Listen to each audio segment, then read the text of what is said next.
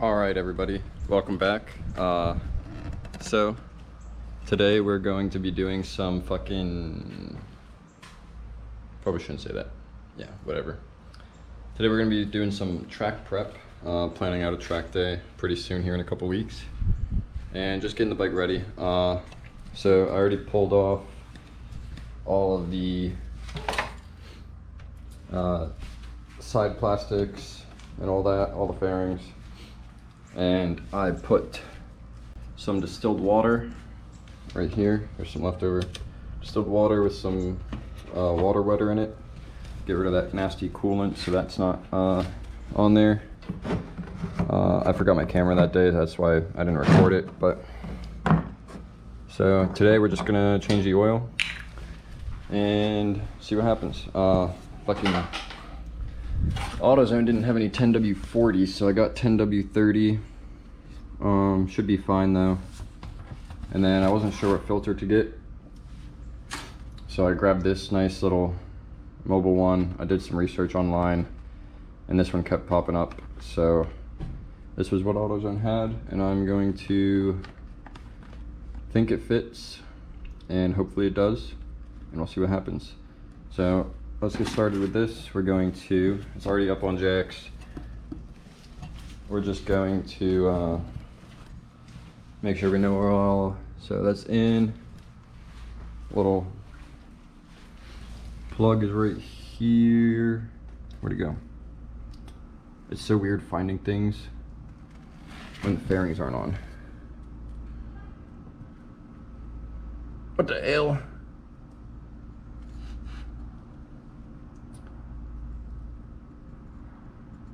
Well, the dipstick was, I thought, over there.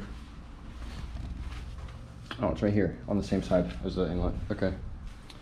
Wow. All right, so let's get this filter off to start. I'm gonna place you guys down here on the tripod if I can get it to extend. I just totally shoved my fingers in front of the camera. I think that's a pretty good angle. That should work. Got this bad boy if we can't get it off. Actually, we're gonna let it run. Get the oil a little warm and help it flow out a little bit easier. So let's get this on. 2800, so we got about 2200 miles on this oil. But with going to the track, I wanted to get it all freshened up. Hopefully this tripod stays here. So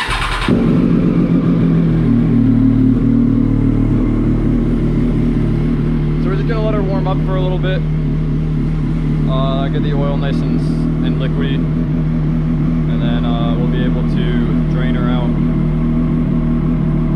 in a second. So yeah, see you guys when she's warmed up.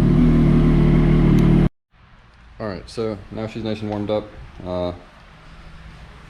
We're gonna put you guys back down and let's get this started. So this bolt here is an 8 mil Allen. So we're just gonna crack that. Ah, that fucking hurt.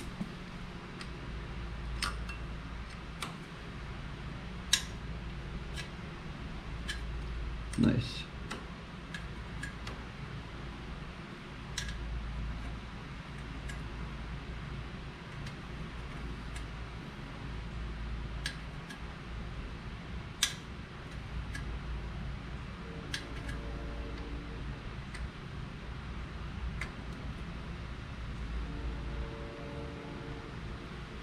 Let that bad boy drain.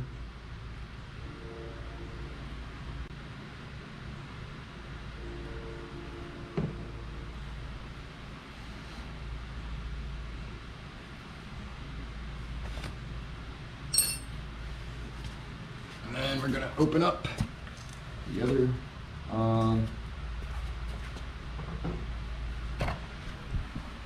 just gonna open these up. Make sure it gets some airflow so it can flow a little bit easier.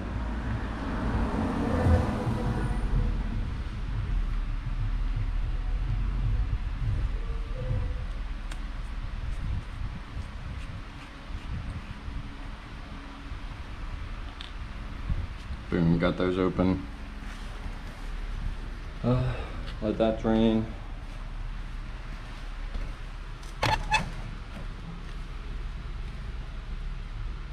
Down there.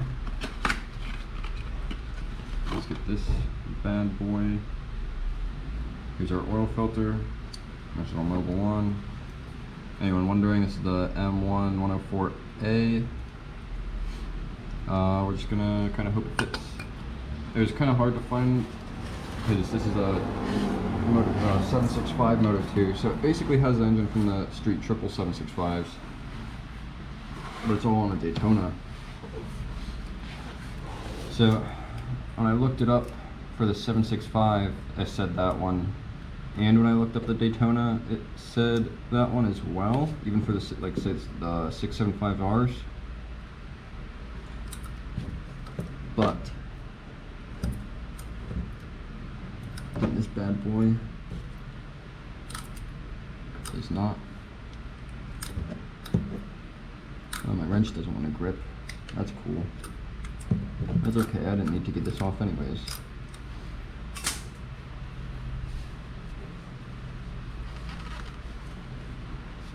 Ow, if I can hit the headers.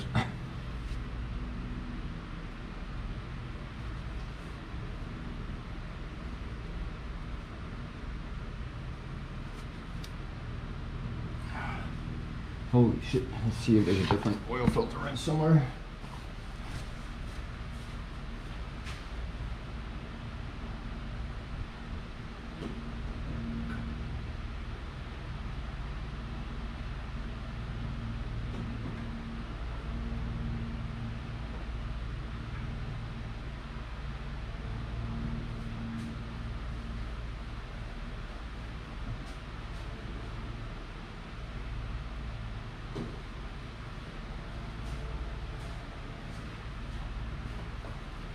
Okay, doesn't look like I have any other oil filter wrenches. So let's see, maybe if we go this way instead.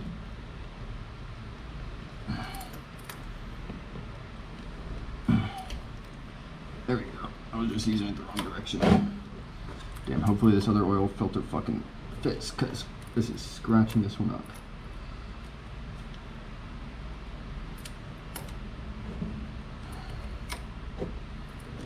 Should've just got a fucking belt wrench.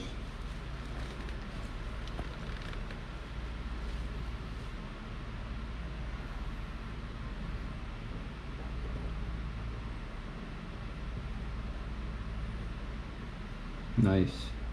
Good location for the oil filter. Just drips down and runs right down the fucking O2 sensor, so that's cool.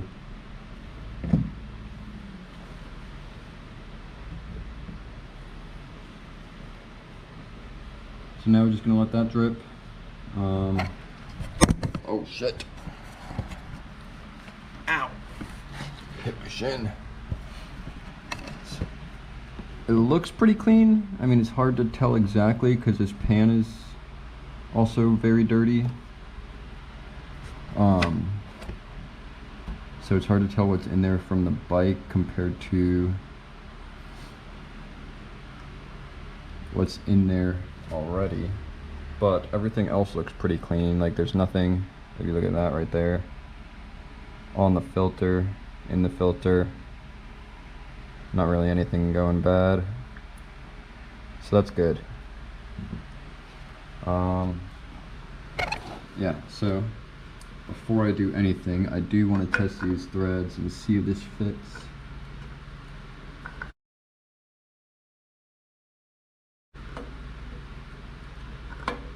Damn, it is so much taller too.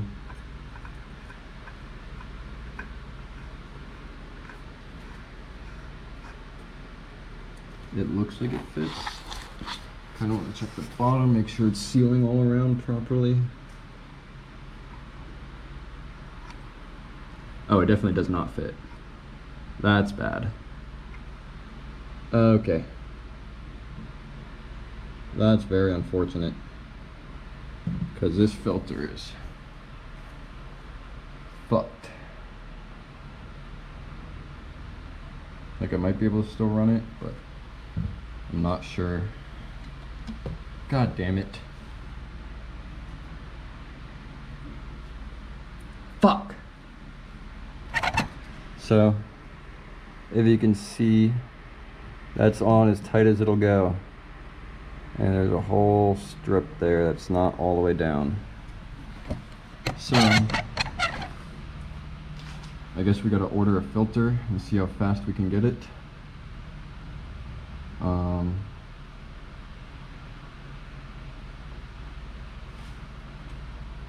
Take this one off before it gets dirty. I might be able to return it. Alright, what is up, you guys? So after that, I'm back. I went to O'Reilly's and they had the K&N, it's the KN 204 TAC 1. I saw a couple things that said this should fit, so we're gonna take this back. We'll give it a try, and hopefully it works. See you then. All right, and with Video Magic, we are back. Let's grab this filter, and please fit on. If not, I'm gonna have to order one, and it's gonna take a while. So, this is looking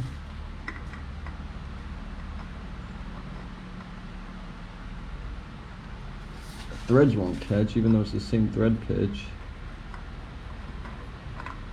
There it goes. I was just holding it at a weird angle. Yes. So, as you can see, no more gap. Try and get the camera. It's such a small thing to focus on. No more gap. It's not tight. I didn't even hand tighten it really. I just tightened it down, make sure the gap goes away. But we got it. It works. We don't have to order one. We can finish this prep up today and probably put the fairings back on probably tomorrow or later today. I might be back out with the camera. It all depends on how bored I get later. I don't want to do it right now, so I'm not doing it right now. But we didn't get a new crush washer because you don't really need it. I don't know. Subaru has crush washer on their oil filters, or not filters, where their drain plug is. And whenever I did the oil on my WRX, every time I changed it, I never replaced that crush washer. So, and nothing ever happened. So like nothing bad ever came out of it, never leaked. So it was always all good. You don't really need to replace them. It is good. This isn't even really a crush washer, it's just a washer really. So we're just gonna use this one. Put this bad boy back on there.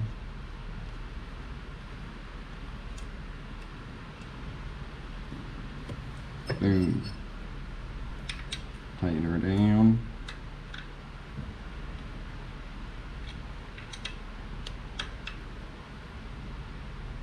Nice and tight, not too tight.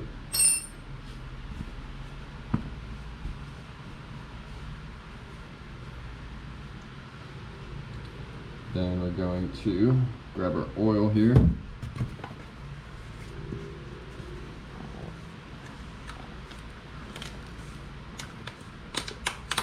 Open her up.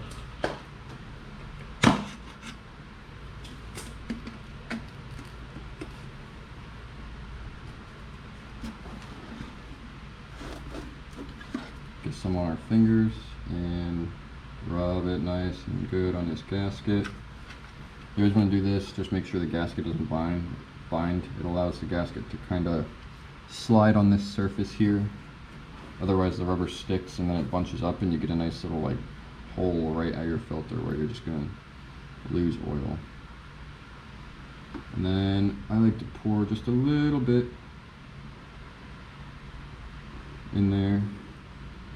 Let it run down, get in the filter, all that, soak up. Gets the filter nice and wet so it kind of starts working sooner and actually filtering.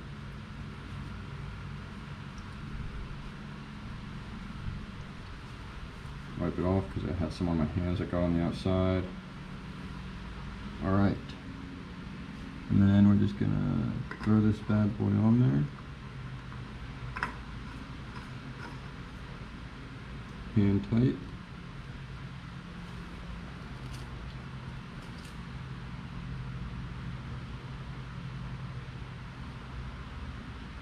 Boom, right there. I always get weirded out by hand tightening things that have to do with the oil, because like, yeah, it's hand tight, but if you don't tighten it enough, you blow a motor. So that's not a fun day. But yeah, so that's done. Now we're just gonna get some oil back in this bad boy. We need 3.8 quarts. What did I say that was earlier? So down to the 1.2-ish on the bottle. Put us right about there. So we're going to grab a funnel.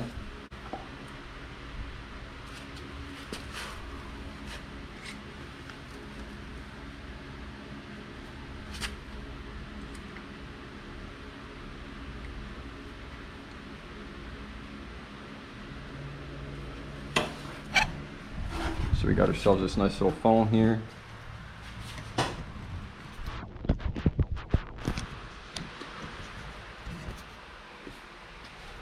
And we're just gonna pour this in.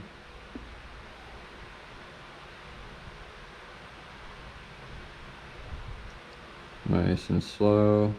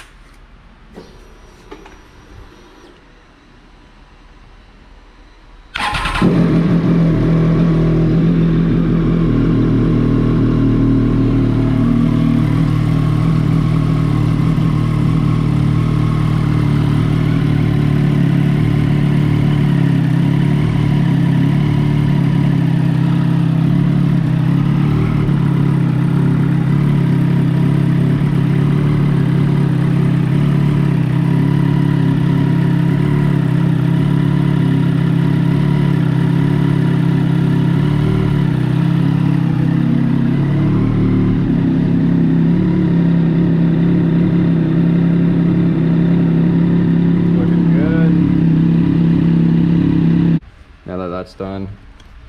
Let's do some checking of this dipstick really quick, see what it says after it's cycled through the filter and everything.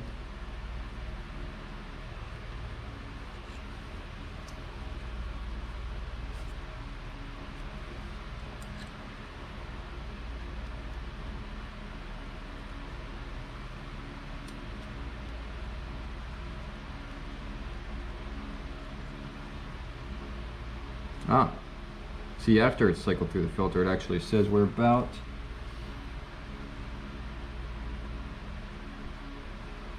a quarter of a quart low.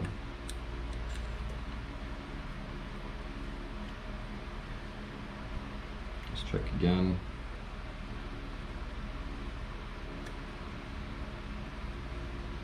If anything, we can just add a little bit more. I'm not going to add too much because I don't want to overfill. Yeah, it's still saying about a quarter of a quart, which would actually put us down to using 4 quarts, not 3.8, so Google lied. What do you know? Google's not always right. Also, it has a different filter on it than OEM, so that might also be why, but we're not going to add a full quarter. We're just going to do a little bit here. Boom.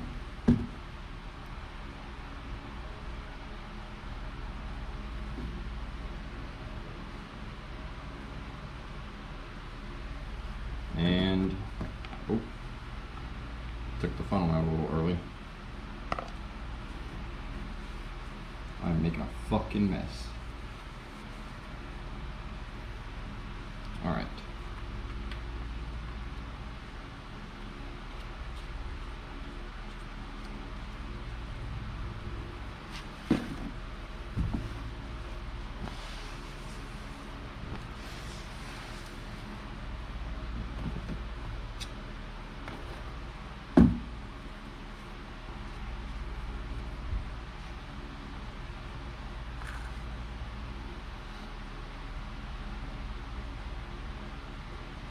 Boom.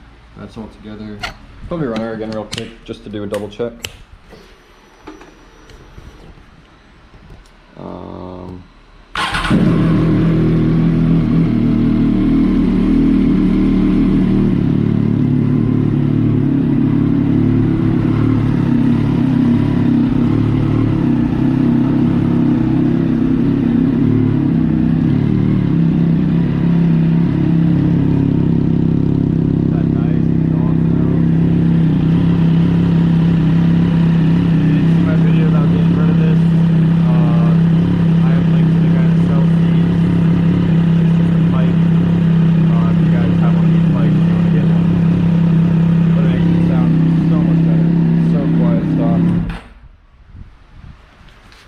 And that really opens her up, and you really notice a weight difference with that. So let's check this oil filter or oil dipstick one more time.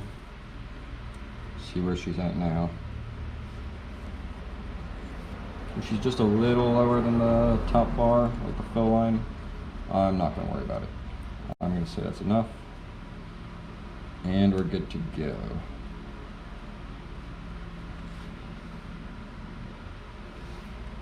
Yeah, we should be good.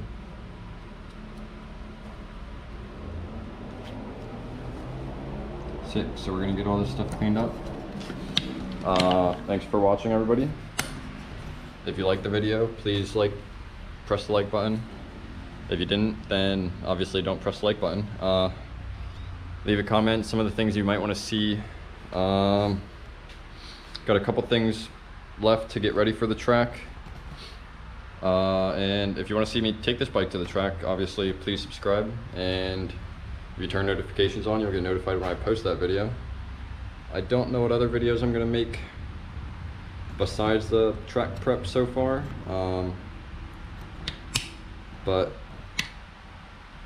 yeah, so the next couple videos will probably be track prep, and then we'll have the track day, and that should be really fun. I'm actually really excited for that.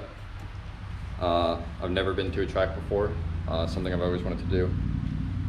So we're gonna see what happens while I'm there, and it should be amazing actually from what I've heard. And I know a guy that knows a few people there, so we'll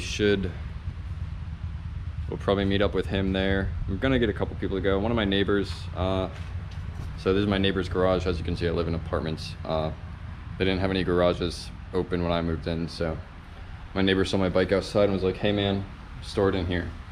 So this is my neighbor's full track. It's a Ninja 636.